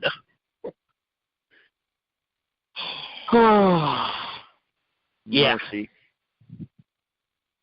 All right. Yeah, that match is horrific. So, all right. What is your cash for this? I mean, it has to be the launch of the Attitude Era, right? It has to be the fact. It has to be the fact that this is the show that created the birth of the Mr. McMahon character that would launch the Attitude Era, that would put the WWF into the stratosphere. Yeah, I mean, we picked this for a reason. This is a night where everything changed for the WWF. And anyone that tries to tell me different, you're out of your mind. You know, the Miss McMahon character comes out of this. The, you know, full-blown D-Generation X comes out of this. The last show for Bret. You know, it's the last show for, I believe, Bulldog and Neidhart as well. Owen would not be granted his release. Bulldog, yes. Neidhart, no. Neidhart would be with the company into December, because I remember watching an episode of Raw from December of '97 where Neidhart gets hit with a chair by Triple H and pinned, and then Triple H spray paints WCW on Neidhart before he leaves the company. Makes sense. But you can find that episode of Raw. I want to say December, or that might even be the aforementioned December 8th episode of Raw where that happened. No, it would have been later, maybe the 15th. Maybe. But yeah, this was a night everything changed.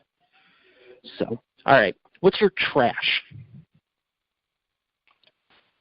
Whoever made the decision to give the Truth Commission and the Disciples of Apocalypse 10 minutes.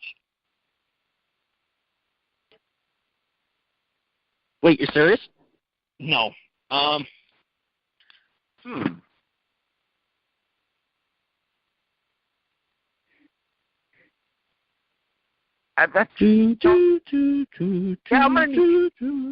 gonna need you to go first here so I can think about this to give you a more definitive answer. Has to go with something you've already talked about. Mick Foley and Kane.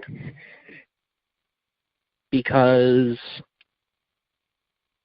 it puts Kane over like an absolute monster, but at what cost? You know, obviously, this being 20 years ago, once again, 20 years ago this Tuesday, we didn't know the kind of damage that things like this could do. And even in terms of physical, we did. This would kind of be the start of the end of Mick Foley, with the run up to it being effectively fast-forwarded 8 months later at King of the Ring 1998, you know, that fateful Hell in a Cell match. But some of the bumps that Mick was taking, I mean, at least he was able to hit the damn table when he nearly took out Tito Santana. But like you mentioned, that slam, you know, all the way straight to the floor, just no. God, no. You know, it's hard to go back and watch it now, seeing Mick Foley in the shape he is now. So, I think Mick's actually doing better now that he started to do the yoga and stuff, but I understand where you're coming from as far as the difficulty of this match to watch. But I think it is the effort in this match that makes it so much worth watching. You know what? I talked about this earlier, and it really did agitate me. So my trash for the show is going to be the fact that they had a French-Canadian ring announcer. Seriously? Yes, because of the fact that you're appealing this pay-per-view to an American audience. Yeah, you're going to have some Canadian viewers, but the vast majority of the World Wrestling Federation fan base is in America. And by having a ring announcer that speaks French, you're alienating them from being able to understand what's going on with the introductions to the match itself. Even though he made the names of everything out in perfect English, the only thing you wouldn't be able to understand were cities and lakes.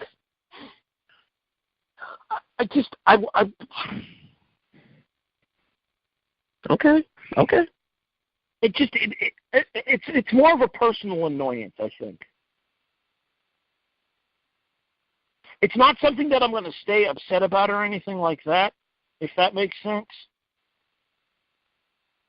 But at the same time, it's a personal annoyance to me as an American fan watching these shows. And I'm imagining it's probably similar to fans from other countries when they watch these shows and everything's in English.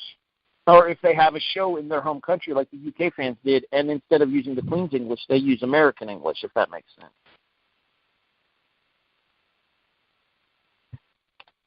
All right. I found it odd. I didn't think it bugged me, though. All righty. So, one last thing before we get out of here. What is your final score? This is a very difficult show to rate, and we kind of talked about this because of the fact that as influential as it is, most of the matches are not that great. I think I got to put this somewhere along the 5.5 line. The biggest talking points are the Kane McFoley match, the Survivor Series tag match that Patrick mentioned, and then obviously the main event. Austin getting the IC title back here is cool and all, but realistically that match probably shouldn't have happened. Austin wasn't anywhere near ready to be in the ring yet after what happened at SummerSlam. The first 2 Survivor Series matches are 2 of the worst matches of 1997 in the World Wrestling Federation. Team Canada-ish versus Team USA is okay, but it's just okay.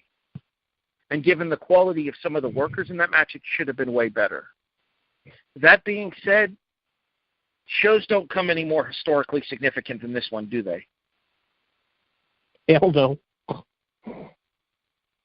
So the historical significance of this show and everything that it led to, the fact that the big matches, Kane Foley, last Survivor Series tag, as well as the main event itself, deliver in spades. Kane and Foley, especially to me, it's difficult to watch, granted, but it's still a very, very good match. I was entertained rewatching it, even if I was cringing at a couple of the bumps that Foley took.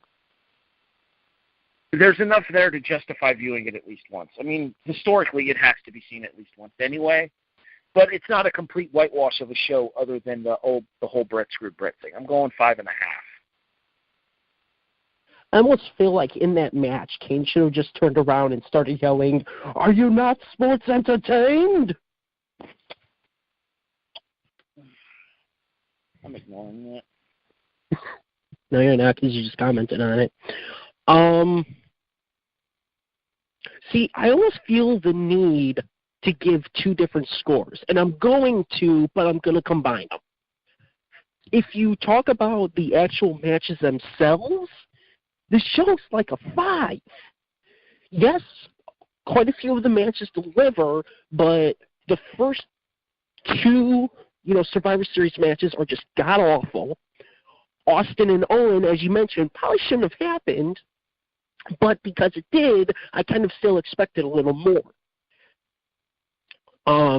Kane and Foley is just, it's really hard to watch for me. Like, it is. I understand the point of it. It's just, it's tough. The third Survivor Series match, not that bad, except for the fact that the hometown heroes have to cheat to win. Kind of hometown heroes have to cheat to win. And the last Survivor Series match, Shamrock looks like Doc. So, in terms of the actual show itself, I have to give it a 5. In terms of the historical significance of it, that almost boosts it to a 7. Kane's in-ring debut, and he looks like a monster, and would keep that up all the way through 98 and just further and further until he had to unmask. Everything with the main event, Shawn and DX starting, Mr. McMahon starting, Bret leaving, Bret screwing Bret, everything about that. And you get the flashes of what you're going to see with The Rock. You get the flash of what you're going to see with Rock versus Shamrock in the Survivor Series match. So there's a lot here that starts here that makes this almost like a 7 in terms of, if you want to know where these things started, start here. And, it's kind of a must-watch. So I'm going to average it out to a 6. The matches, for the most part, are the ones that should deliver do.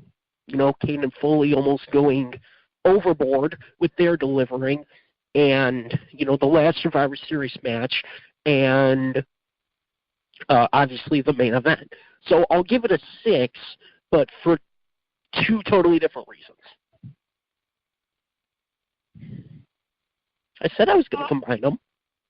No, I was somewhere in that range as well, so I'm not going to knock it or anything. So, alrighty. So that about wraps up our review of the 20th anniversary of Survivor Series 1997 Gang Rules. Before we get out of here, I just want to thank our listeners.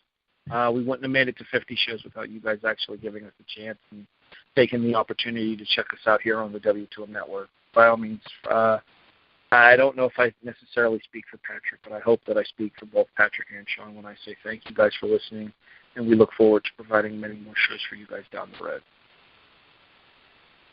And this is our final episode ever. No, kidding.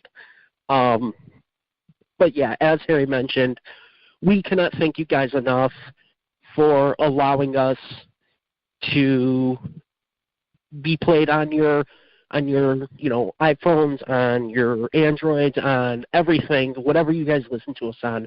We cannot thank you enough for allowing us. Huh?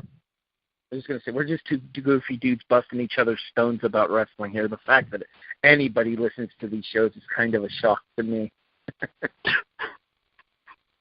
Gee, thanks.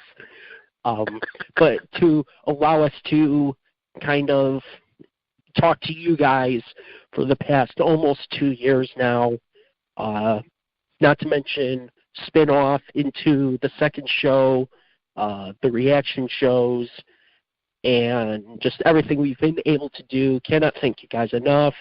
And I guess we should especially give a mention, to Paul and to Shawn, and apologize to Shawn for driving him nuts for giving us, some things that we need in order to record our shows.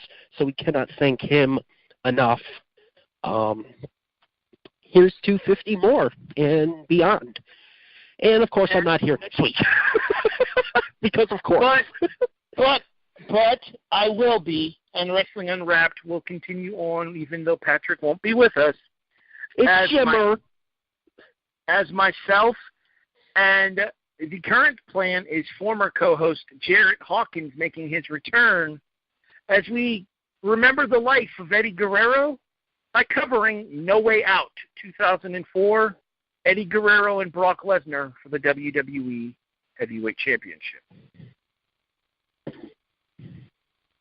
Indeed. So, obviously, that's kind of one of the big reasons why I usually miss, that being Shimmer. So, that will stand here. We will be back at our secondary time slot 2 weeks from tonight, as we will be covering the actual 30th anniversary of Survivor Series, with Raw versus SmackDown, every champion versus every other champion. And then, not only do we have champion versus champion, that means we get possibly Brock Lesnar versus Jinder Mahal. That being said, that could change depending on what happens on SmackDown this coming week. So if we're wrong, well, we put a time frame on it. So give me a break. We will formally be back in 3 weeks at our normal time frame. Is that what? Yeah. Okay. Hate to think about that for a second.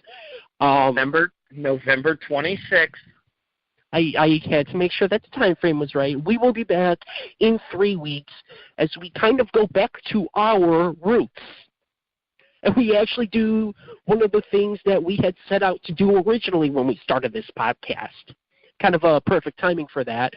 We will be covering Starrcade, the Essential Collection. Obviously, we will be starting this the day after the Starrcade live event in Greensboro. We will be doing the Essential Collection. We will split that over 2 weeks, as it is a 25-match set, plus, I believe, a mini documentary.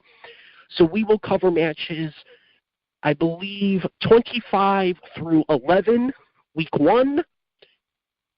And then we will cover 10 to 1 with the big finish during week 2. So that will be the last Sunday in November and the first Sunday in December. So have all of that to look forward to. Any final words? No, just make sure you check out www.w2mnet.com for everything that you need from the W2M network. Football, wrestling, soccer, video games, entertainment, and so much more available over at W2Mnet.com. In addition, if you'd like to listen to more of myself here on the W2M network, you can check out The Kickoff Wednesday nights with myself, Brandon Biskabing, and Stephen III, as well as the SmackDown Live and 205 Live reviews for the Wrestling to the Max network, as I co-host those with Miss Liz Puglisi. And then, of course, you can hear me and Kevin Gray every Wednesday from 8 to 10 Central over on WLGKradio.com with Going Broadway. So, 50 episodes down, God knows how many to go. For our executive producer, Sean Garmer, I'm Harry Broadhurst. And I'm Patrick Ketza. We will see you soon. Harry will see you next week. Both of us will see you in 2 weeks for Survivor Series. We thank you so very, very much as Wu talks about the most controversial night in WWF history with Survivor Series 1997 Gang Rules here on the W2M Network.